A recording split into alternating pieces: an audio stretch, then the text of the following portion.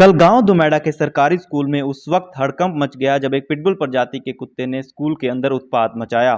दरअसल पिटबुल प्रजाति का एक कुत्ता बेहद खतरनाक होता है और उसकी पकड़ भी बेहद मजबूत होती है।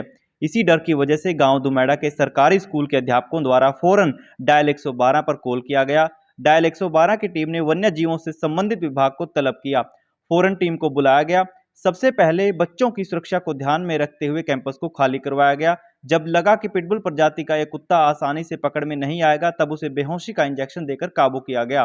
पिटबुल प्रजाति का यह कुत्ता कहां से आया था, इसका फिलहाल पता नहीं लग पाया है। गनीमत रही कि इस पूरे घटनाक्रम में किसी तरह का जान माल का नुकसान नहीं हुआ। मौके पर मौजूद अधिकारियों और पुलिसकर्मियों का क्या कुछ कहना था, देखिए।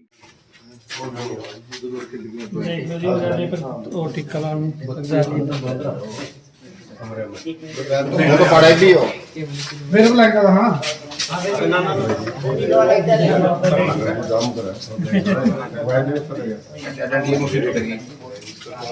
एक छटू वाले हां जी मर ले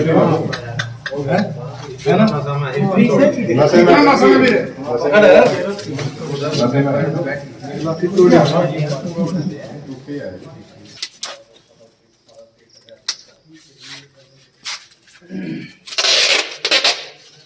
नाक छोड़ दिए कि सांस ले जाओ। हमने सभी बच्चों को अंदर कमरे में बंद कर दिया और बच्चों को बोल दिया कि अंदर से कुंडी लगा कर रखें, जब तक कोई निर्देश नहीं आता तब तक दरवाजे मत खोलें।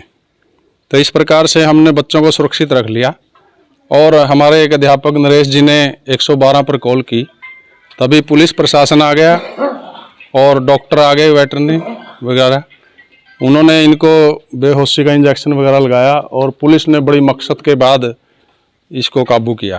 तो यहाँ दिक्कत क्या हो सकती है, जैसे बच्चे भी कैंपस में होंगे? ये बताते हैं जी, पिटबुल कुत्ता है जो बहुत ही खतरनाक है, इसकी पकड़ इतनी मजबूत है कि ये छोड़ता नहीं जब जहाँ से पकड़ लेता है।